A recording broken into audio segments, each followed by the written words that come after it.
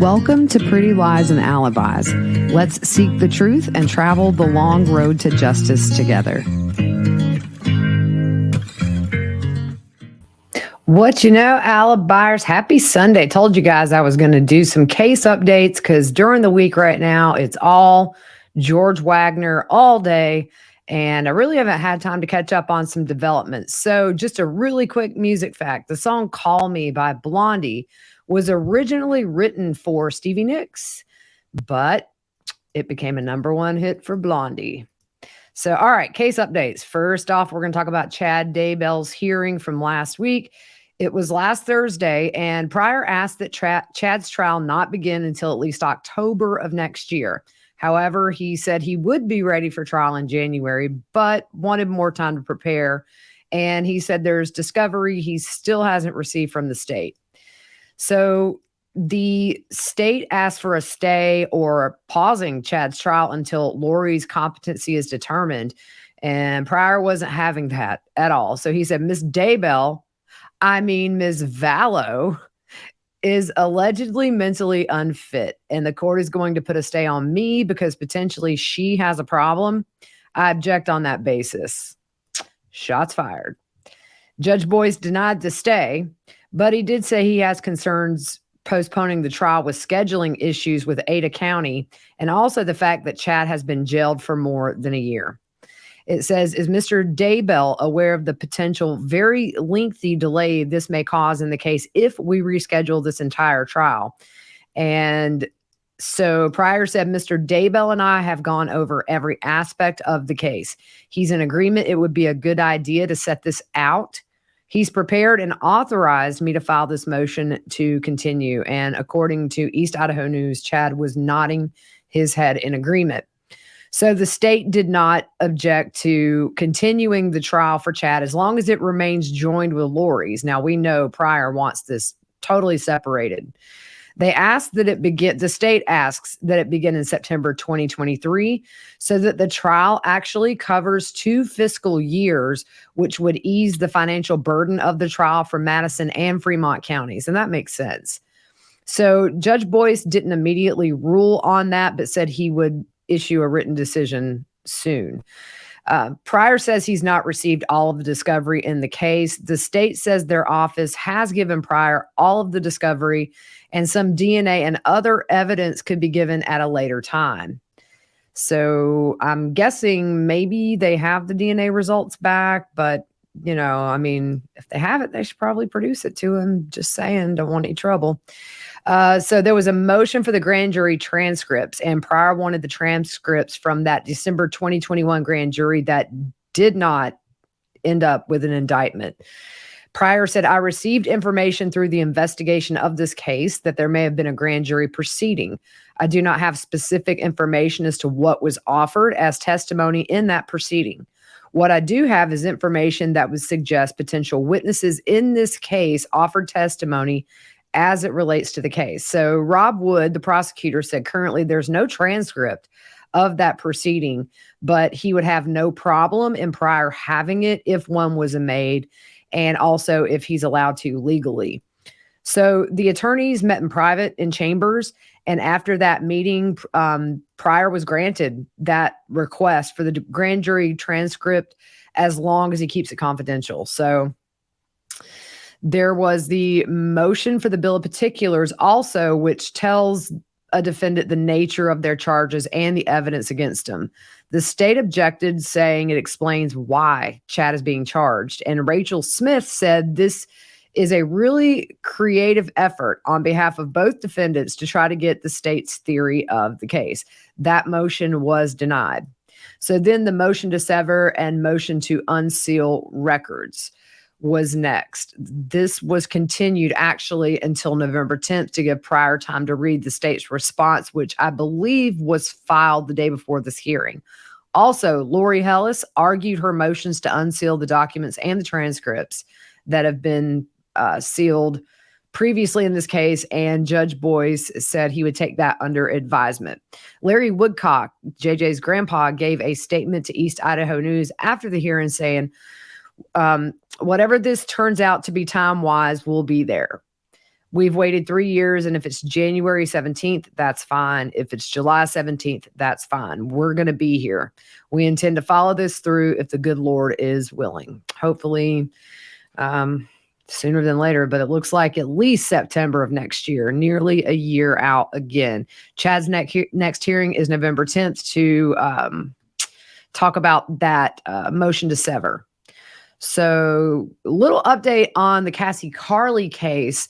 So, we know that Cassie was last seen exchanging custody of her daughter with her ex, Marcus Spanevelo. And she was found a week later buried in a shallow grave in a barn in Alabama. And Marcus had connections with that barn. He had been doing some work in there. So last week it was announced that the autopsy results were it could not be determined her manner or cause of death. So we were all freaking out, thinking, what's going to happen? So pretty soon after that, everybody, my heart dropped when they announced that they were dropping the charges against Marcus for what he was being held in Florida, which was giving false information concerning a missing person investigation, tampering with evidence, which he threw her cell phone out the window. And that was in Santa Rosa County in Florida. He hasn't been charged with Cassie's murder at this point, and he was set to trial next week, actually, on those charges. And everybody was just so bummed. But then somebody sent me a post that said, "We knew this was coming, y'all. It's good. Skip those tiny charges and let's get him to Alabama so we can get this murder trial started." So not too long after that, it was revealed there was a hold for St. Clair County in Alabama, and a new out-of-state fugitive charges posted out of Florida with no bond. Now, the only thing he had filed was not showing for a traffic ticket in December for Alabama. But a court filing by Florida Assistant State Attorney Mark Alderman said, in an effort to prosecute the strongest case and after communicating with law enforcement agencies in both states, the Office of the State Attorney believes that in the interest of justice, the actions of Marcus Spanevelo are most appropriately prosecuted in Alabama. So it says he'll be transported by law enforcement to Alabama. So a lot of people have asked, can they charge him with murder without the autopsy being able to determine a cause and manner of death? And the answer is yes, really. It's kind of like prosecuting a murder case almost without a body. So it's going to be one of those things where I think maybe a jury is going to have to use common sense that he was last seen with her. It was over custody. They had been in court for custody issues, and she's found in a shallow grave in a barn where he had been working. So I'm not super worried about this going to trial, to be honest. It's kind of one of those things where you connect the dots and you kind of get the big picture. So, all right, this is a trigger warning. This deals with really bad sexual assault. And this is Timothy Haslett Jr., 39 years old, from Missouri. And this has been all in the news for about a week now. And a woman escaped after being held captive for over a month at his home. And she ran from the house on October 7th to a neighbor's house. And the neighbor told the Daily Mail that she heard a very softly spoken "help me," and saw the woman kind of hunched over on the front steps with a metal collar around her neck that looked like a shock collar. And it had a padlock on it.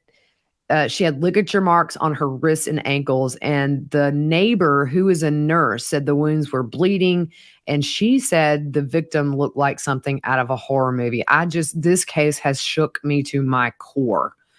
There are some evil people out there, and it is so evident in this case just how at risk we all are. But you meet the wrong person, and it's just, She said the woman couldn't have been more than 70 pounds, and she couldn't produce tears. The nurse says she thinks that's how dehydrated she was, that she couldn't even produce tears. So the woman went to call 911, and the victim said the man would kill them both. When she asked who the victim was referring to as far as the man, she said the man up the street. So after the neighbor went in and called 911, she saw the woman had left and was going to another neighbor's house. And she was probably terrified the woman wasn't coming back or was freaked out or something. Poor thing. So she knocked on another door, and the neighbor heard the woman say, "You have to help me. I've been sexually assaulted. I've been held captive. You've got to get help. He's going to end up killing me." The woman said she had barely clothed in a latex outfit. She was weak, really thin, had duct tape hanging from her neck as if her mouth had been covered and she had freed that. So this woman took her inside and gave her food and water and a blanket while they waited for police. She told the woman her friends didn't make it. "He killed my friends." Now, I know on social media, and I typically don't post rumors or something that law enforcement can't confirm, but there have been people in the past few months who have brought up that a known area for prostitution in Missouri, in Kansas City, has had some women go missing or be brutalized. And the cops seemingly didn't take it super serious or said they had no proof of that. Now they're maybe going to look into this a little harder because she made clear she had some friends who he killed. He had restrained her wrists and ankles in handcuffs, and the padlock on the collar was removed when EMS arrived because it was restricting her breathing. She pointed out Timothy's house as she was being taken to the hospital, and she was able to escape when he took his young son to school, who had been living in the house the entire time this was going on. I hope to God he didn't see or hear anything. She told police she had been picked up by Timothy in early September in Kansas City, and he took her to his basement and held in a small room that he had built down there. She was sexually assaulted and frequently beaten. Cops had actually been called to that house 3 times in the past year. 2 of those were welfare checks. One of those was on November 23rd of last year from his dad, who lives out of state. And then the second one was on December 31st of last year from a coworker who was concerned after he didn't show up for work. The third call was from July 5th of this year about a dog who was off the leash at the home. His initial arrest was on an animal-related issue, and the neighbor who filmed his arrest initially felt bad, thinking that Timothy has been arrested for the animal.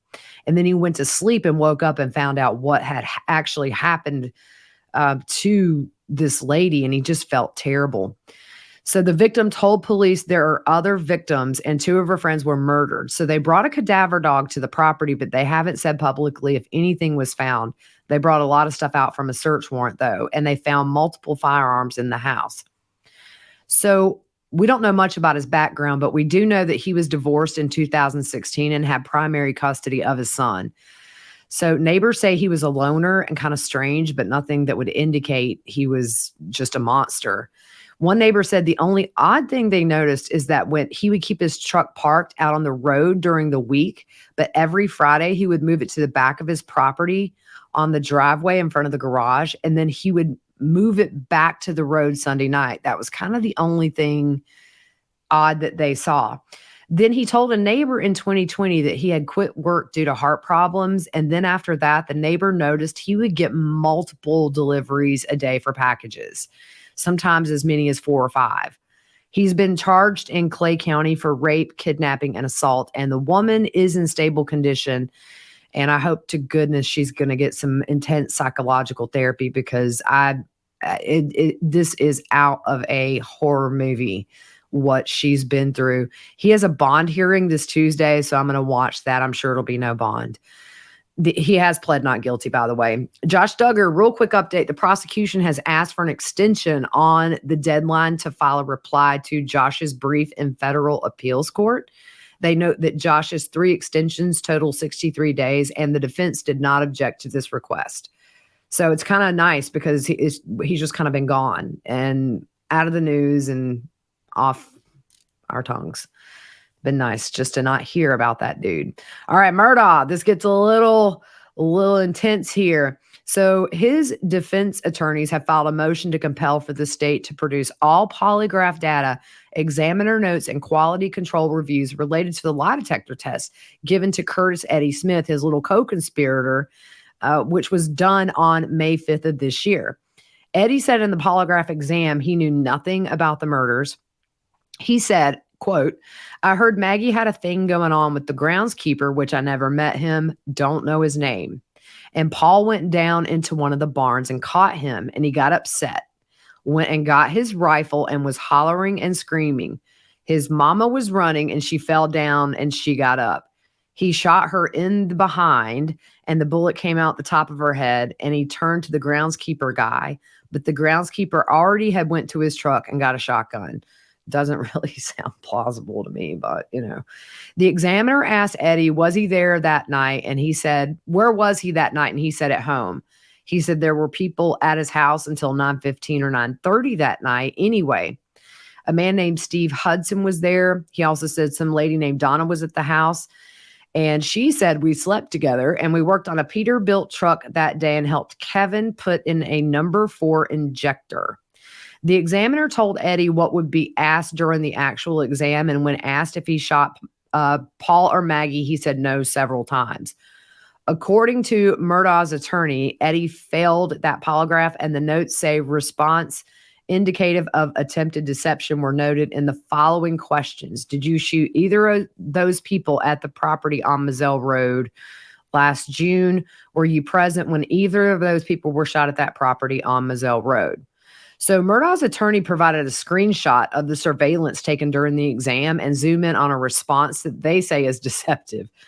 Murdaugh's attorney said SLED did not interview this lady named Donna Easton after the alleged failed polygraph test, but they did interview 2 other people named Steve Hudson and Kevin Salisbury. They said SLED waited 2 weeks to interview them, and it gave Eddie time to tell them what to say. Hudson claimed to be mowing Eddie's lawn at 9:10 p.m. using the headlights on the mower, and Kevin said he was working on a truck at Eddie's until 10 or 11 the night of the murders. He also told investigators he's known Eddie for 20 years, and Eddie called him after failing the polygraph to say that SLED may be inquiring about his whereabouts on June 7th. Eddie also told him he was worried the criminal charges he had may cause him to lose his home. So Murdaugh's lawyer says the state has given them the pre-exam interview, the polygraph exam, the post-exam interview, but the report did not have the data underlying the report or the quality assurance report. They also want all evidence seized in a search warrant on Eddie's property on September 7th of last year, cell phone records, and with the warrant affidavit stating that Eddie deleted his call logs and texts several times a day. They say they haven't received any of this from the state. They also want any notes from an interview with Donna Easton, and they also want DNA results from Eddie to compare to the crime scene in the murders of Maggie and Paul. So the filing says the state assumed Alex's guilt before reviewing any evidence. They also say that failing to produce this discovery is a Brady violation, and because of this, the court should order the motion to compel. It says that Eddie was known to deliver drugs to the dog kennel area where Maggie and Paul were found. The filing goes on to say that the forensic evidence the state collected not only is insufficient to prove that Alex shot Maggie, but it proves Alex did not shoot Paul.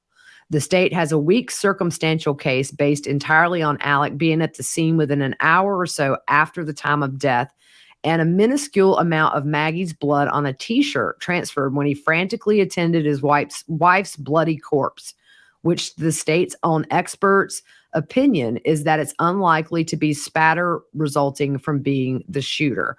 So Fitz News broke earlier in the year that they had found microscopic blood spatter in Alex's shirt the night he was wearing, that he was wearing the night of the murders. Now, the thing is this, to get that kind of microscopic blood spatter on your shirt, you have to be within close proximity at the time of the shooting, because it just, if you can kind of, I mean, it's kind of gross, but if you can imagine bashing in a watermelon with like a bat, you get all this stuff that goes everywhere. Well, when somebody is shot or hit with an object and you're at very close range, you get these little microscopic drops like right in the threads of your shirt that they can see with a microscope. So it means you had to have been within a certain vicinity of the bodies or the person that was shot. So I don't know. I mean, it could be that this is a filing by his attorneys, and that could literally be his opinion, although he says the state agrees. or whoever examined that shirt. They say that Eddie signed a proffer agreement on November 30th of last year saying he agrees to be fully truthful with the Attorney General's office and its law enforcement investigators.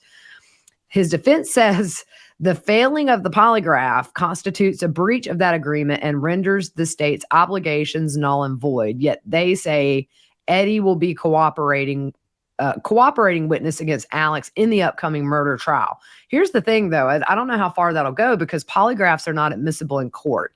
And I don't know that they're going to go back on their word with Eddie if he has a lot of goods on Alex.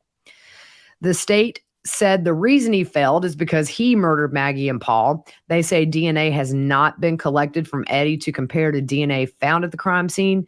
And they asked the judge for a court order allowing the defense to collect and examine the DNA of Eddie Smith. So we'll see what happens in that, but just some little nuggets in that filing. So that was kind of all. As far as updating on the cases that we're following, I don't think that much is going to happen in Lori and Chad's case for a while. It's going to take a while to get her tested and get those results interpreted and then deciding what to do. Looks like there's just some housekeeping things for Chad's lawyer. And if they agree to continue the case, I expect this will go quiet for quite a while. So, so tomorrow I'll be back with another full day of testimony in the Wagner case. I'm thinking maybe we might hear Jake's interview at the border this week sometime, hopefully. And they're saying, according to one of the reporters who's in the courthouse, and the name escapes me right now, but they expect this trial to go into the first or second week in November. So we're still potentially a month away from being finished with this trial when it goes to the jury. Very curious to know when Jake's going to testify. If I knew for sure, I would buy a plane ticket and go out and sit for that for sure. But it's going to be very last minute, I think, very hushed. And I don't think they're going to let out when he's going to testify. But we're going in chronological order. So we are up to the point to where they've come back from Alaska and have moved back into Angela's dad's home. So I think we're starting to get close to the time of arrest. I am going to tomorrow hopefully be able to put some footage on the screen during the episode showing Billy Wagner's arrest. I haven't seen any footage for the other three, but it's you look at Billy, he's brute, but he seems like a big wuss, really. So anyways, it's been an interesting trial so far. Hopefully the prosecution does a good job this week and starts to drive home the fact that George knew about the murders. And I'll say right now, the biggest mistake the defense made was saying he was oblivious, when really, I think it would have been more convincing if they would have said he was threatened. His life was threatened. You see what they did to 8 people. Allegedly, Angela's saying that they're going to hurt or kill her if her mom doesn't sign the custody documents.